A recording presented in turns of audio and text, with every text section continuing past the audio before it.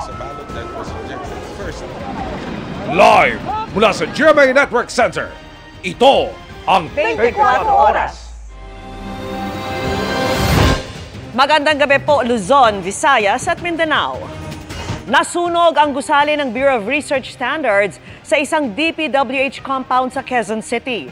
Kaya pag-usisa ng ilang senador sa DPWH, posible bang may nadamay na mga sensitibong dokumento na may kinalaman sa mga flood control project? Itinanggihan na ahensya at nilinaw ng mga opisina at mga training room lamang sa gusali ang apektado. Pinaiimbestigahan na rin ng ombudsman kung sinadya ang sunog. Nakatutok si Chino Gaston. Dinatnan naming may maitim na usok sa pangatlong palapag ng Bureau of Research Standards sa loob ng DPWH Mimaropa Compound sa Quezon City, pasado 1:00 ng hapon.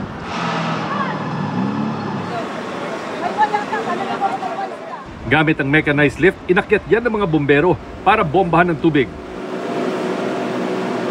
Binasag nila ang ilang bintana para maipasok ang mga water hose. Sa kapal ng usok, kinailangang mag-hazmat suit at rebreather ang mga bomberong pumasok. Nagkahiwa pa ang isang fire volunteer pero ligtas na. Umabot sa third alarm ang sunog na nirespondehan ng 66 na fire truck. Agad idineklarang fire out ang sunog pasado 1:30 ng hapon. Pasalamat po tayo dahil wala pong mga major injuries pong nangyari, wala po tayong fatality po. In less than an hour po, napatay po agad natin yung sunog. Ang sunog sa DPWH compound, pinag-usapan sa pagdinig sa Senado kaugnay sa mga anomalya sa mga flood control project. Ano ba naman doon? This is actually Region 4B, the Regional Office 4B of the DPWH. 4B. Yes, Your Honor. Mindoro. Ito po yung dito po ang site ng testing materials ng DPWH na mga suppliers like semento, mga bakal. Wala mga dokumento ron? Of course, meron po, Your Honor. Naku. So, Yung mga dokumento ng Regional Office of the DPWH Region 4B is housed in that office. well, A number, a number, but most of it naman po nasa database na ng central. Nilinaw kalaunan ng ICI Chairperson Andres Reyes na walang nasunog na may kinalaman sa flood control projects. As per record now, the burning in Quezon City does not involve flood control projects. But I did had a meeting with the COA, and I told him that you have to secure all the records of the COA because as an investigator before with the ombudsman, I know that there's a tendency for the criminals to burn down the office. Pinawi rin ng director ng DPWH Bureau of Research Standards ang pangamba na may mga sensitibong dokumentong nasunog sa apoy. Wala po kaming dokumento dito na tungkol doon sa mga projects na under investigation. Dahil po, ang testing of materials ng mga proyekto ng district engineering offices and regional offices ay sila ang nagko-conduct. Ako po ang magpapatunay na wala po kaming dokumento na kaugnay dun sa mga iniimbestigahang proyekto. Yan din ang sabi ng DPWH sa isang pahayag. Ayon sa DPWH BRS, bagamat naatasan din sila na tumulong sa pagtesting ng mga construction na sangkot sa mga umano'y ghost project, hindi pa raw ito nasisimulan. Ang ombudsman, inutusan na ang National Bureau of Investigation at BFP na imbestigahan ang insidente at alamin kung aksidente lang o sadyang sinunog ang mga apektadong opisina at records ng BRS. Para sa GMA Integrated News, Chino Gaston, nakatutok, 24 oras.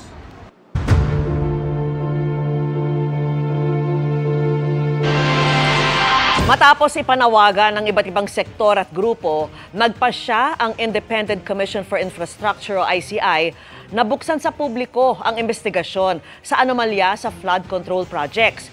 Inanunsyo ngayon ng ICI na simula sa susunod na linggo, mapapanood na ito online sa pamamagitan ng live stream. Sa ngayon, lumalabas na marami pang contractors ang sangkot sa anomalya at nanganganib na matanggalan ng lisensya. Nakatutok si Joseph Morong. 15 kontraktor na ang iniimbestigahan nila pero mas marami pa ang nanganganib matanggalan ng lisensyang maging kontraktor ayon kay Trade Secretary Cristina Roque. Dumating siya sa Independent Commission for Infrastructure o ICI para ipaliwanag kung paano na-accredit ang isang kontraktor para magkaproyekto sa gobyerno. Gayunman, di pa masabi kung ilan ang tatanggalan. Madami talaga sila. We can't really divulge also because we need to make sure na yung violation nila is correct. Kung makansela ang lisensya kahit mga pribadong proyekto ay hindi pwedeng makuha ng kontratista. Kabilang sa mga wala ng lisensya ang 9 na kumpanya ng mga diskaya. Masihigpitan pa ng DTI ang pagkuha ng lisensya bukod sa umiiral ng utos na dumaan ito sa DTI na siya mismong sasala sa mga nag-a-apply para magkalisensya. Dati kasi ay Philippine Contractors Accreditation Board o PCAB lamang ang sumasala at nag-a-aproba nito. Iba-background check ang mga nag-a-apply ng lisensya. First, if they are part of this flood control, definitely, hindi na sila pwede. And then, we're also thinking that even the relatives cannot anymore be also given the license. Pero naghihintay rin sila ng rekomendasyon ng ICI at Department of Public Works and Highways o DPWH. Dahil sa anomalya, bago na ang mga executive directors ng PCAB at hindi na pwedeng maging board member ang sino man kung may construction company. Si Roque ang tanging panauhin ng ICI ngayong araw. Hindi pa rin bukas sa publiko ang mga pagdinig ng ICI pero ang Sandigan Bayan nalilitis sa mga kaso kaugnay ng mga proyekto kontra baha, handang mag-livestream ng mga pagdinig kung papayagan ng Korte Suprema. Hiningan namin ng reaksyon dyan si ICI Chairman Justice Andres Reyes Jr. Pero sa Senado, ang sabi ni Reyes, we will try our best to be able to full blast investigation of all this fraud. We will now go on live stream next week. Para sa GMA Integrated News, Joseph Morong, nakatutok 24 oras. Patong-patong na reklamo ang inihain ng isang grupo laban sa mag-asawang Congressman Noel Rivera at Vice Mayor Evelyn Rivera ng Tarlac. Kaugnayan ng 600 milyong pisong halaga ng mga proyektong napunta umano sa kumpanyang iniuugnay sa kanila. Dawit din ang DPWH engineer sa unang distrito ng Tarlac. Nakatutok si Salima Refran. Dumulog sa Ombudsman ang grupong United Filipino Against Crime and Corruption o UPAC para ireklamo ng plunder si Tarlac 3rd District Representative Noel Rivera. Gayon din ang asawa niyang si Vice Mayor Evelyn Rivera ng Concepcion Tarlac at DPWH Tarlac 1st District Engineer Neil Farala. Para ito sa 600 million pesos na infrastructure projects na inaward ng DPWH sa Tarlac 3G Construction. Sa kalakip na General Information Sheet ng Tarlac 3G Construction mula sa SEC, nakalista si Congressman Rivera bilang presidente, habang treasurer naman si Vice Mayor Rivera. Merong mga health center, may flood control, iba-iba po. Pero sa nakikita namin, ito ay hindi karapat-dapat bilang isang congressman. Hindi siya nag-divest, siya mismo ang makikita mong pumipirma sa mga kontrata ng DPWH. 13 kontrata sa iba't ibang distrito ng Tarlac ang napunta sa Tarlac 3G mula 2018. Nakapirma rito bilang General Manager ng Tarlac 3G si Congressman Rivera. May conflict of interest dahil siya ay elected congressman ng District 3 Tarlac. Ang na-verify ko pa lang sa 3rd District ay mga doon sa substandard na nakita ko, tsaka may GOSER. So mga 7. May conspiracy dito. Kasi alam niya congressman siya, alam ni district engineer na congressman siya, pero binibigyan siya ng kontrata siguro gamit ang kanyang impluwensya. Inirereklamo rin ang mag-asawang Rivera ng grave misconduct, serious dishonesty at paglabag sa Government Procurement Act. Ayon kay Ombudsman Jesus Crispin Remulla, validate lang natin yung documents kung siya talaga, kung walang pagbabago sa official documents na dapat i-contain ng isang complaint. Yun. Tutuloy na natin ang PI after validation. Patuloy na kinukuha ng GMA Integrated News ang panig ng mga inireklamo. Para sa GMA Integrated News, Salima Refran, nakatutok 24 oras. 2 ang nasawi sa pagsabog ng isang pagawaan ng paputok sa Norzagaray, Bulacan, kabilang ang isang menor de edad. Doble dagok po yan para sa pamilya ng biktima dahil pinaglalamayan pa ang kanyang kapatid na naunang nasawi sa sakit. At mula sa Norzagaray, nakatutok live si Maris Umali. Maris. Vicky, narito ako ngayon sa mismong lugar kung saan nangyari nga yung pagsabog sa isang pagawaan ng paputok kaninang bago magtanghali kung saan 2 ang nasawi at 5 ang naitalang sugatan. Kita sa drone videong ito ang usok mula sa sumabog na pagawaan ng paputok sa Barangay Partida sa Norzagaray, Bulacan bago magtanghali kanina. Sa malapitan, kitang-kita ang pinsalang idinulot nito. Yung pong bakanteng lote na makikita ninyo sa aking likuran ay ang mismo raw pinagmulan ng pagsabog ng pagawaan ng mga paputok. Kung makikita po natin, bakante na po siya. Pero ayon sa mga residente rito, ay puno raw po yan ng mga tahanan. Ibig sabihin, sa tindi ng pagsabog, talagang nasira, nawasak yung lahat ng mga tahanan na nakatayo po dyan. Katunayan may mga natira pa po rito na mga yero, na mga tumilapon mula po dun sa mga nasirang mga tahanan. At kabilang din po sa tindi ng pagsabog ay umabot pa doon sa taas ng punong yan yung isa sa mga yero mula dun sa nasirang tahanan.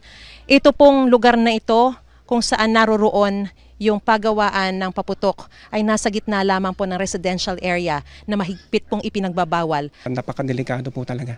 Pwede po siyang magdulot ng injury, yun pong pressure ng pagsabog. Pwede pong sa tao, tsaka kahit po sa mga physical structure ng buildings, ganyan pwede po niyang gibain po yung structure natin. Ilang beses na raw kinausap ng mga residente ang pagawaan, pero hindi naman kami pinakikinggan eh. Ilayo-layo sana. Nilayo naman Bagya, kaya lang hindi naman kalayuan dyan, kalapit din. Isang tahanan ni Lolo Dani sa mga napinsala, pero ang mas masaklap, kasama ang apo niyang 15 anyos na si Ivan Bation sa 2 nasawi sa pagsabog. Tulungan kami. Dahil? May apo ko namatay. Pati apo ko namatay dyan. Puyat sa lamay. Patay.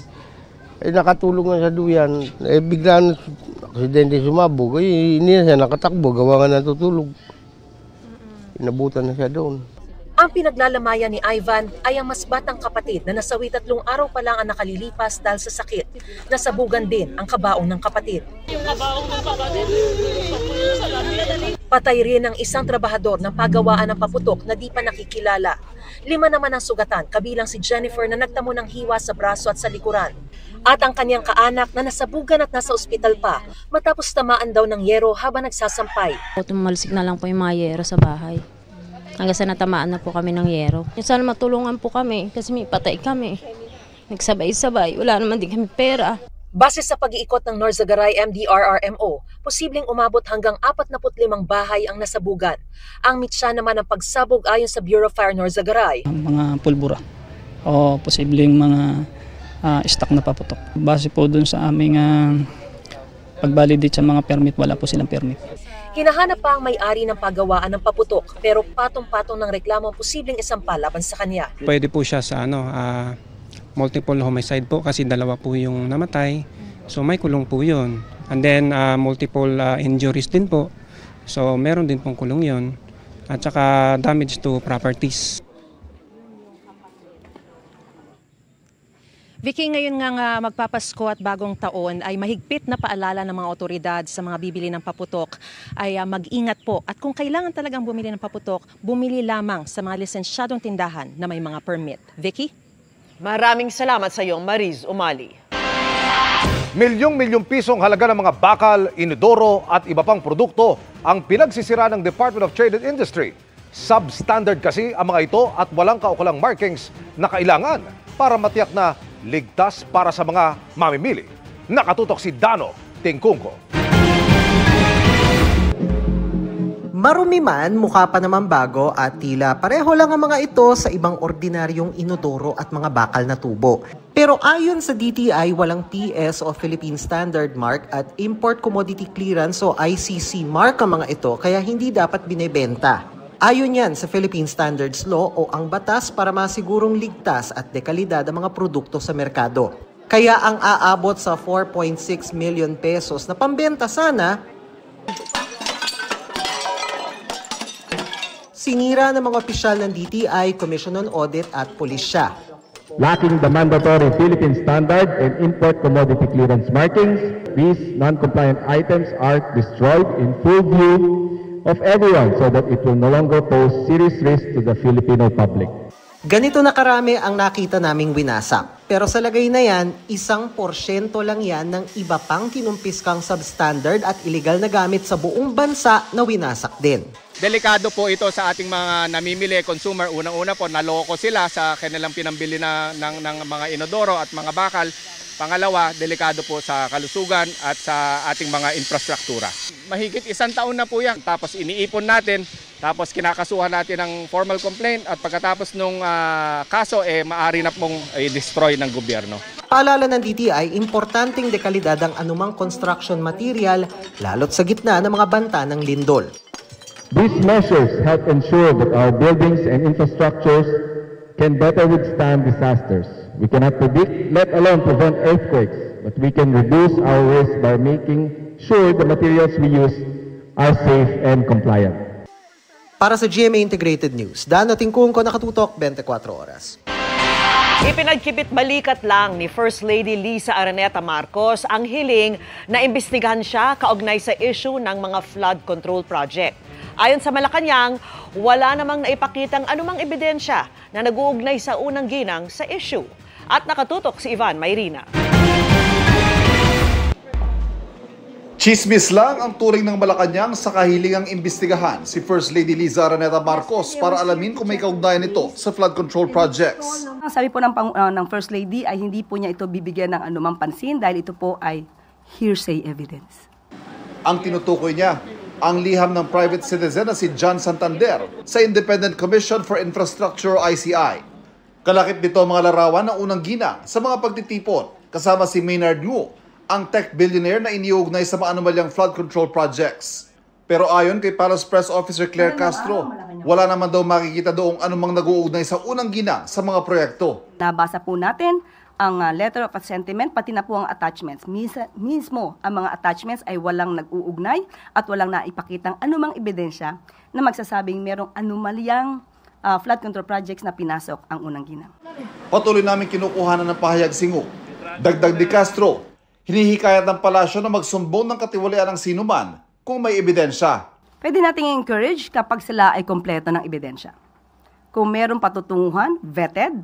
Pero kung ito po ay paraan lamang para magkaroon ng fishing expedition, para ang ICI ang gumawa ng paraan para mag-imbestiga sa mga akusasyong wala namang basihan, hindi po kasi yata yun ang mandato ng ICI. Para sa GMA Integrated News, Ivan Mayrina, Nakatutok, 24 Oras.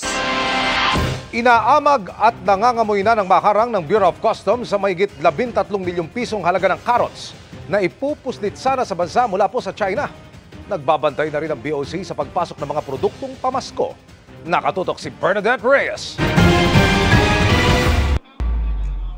Tissue, storage box at bathroom fixtures ang deklarasyon ng consignee sa 3 container van na ito galing China. Pero nang buksan ng Bureau of Customs, carrots ang laman ng mga kargamento. Ayon sa BOC, mahigit 53,000 na kilo ng smuggled na carrots ang na-intercept. Ang halaga, mahigit 13 million pesos. Ayon sa Customs, bukod sa pag-iwas sa tax, maaaring umiiwas rin ang may-ari ng kargamento sa pagsusuri ng Department of Agriculture.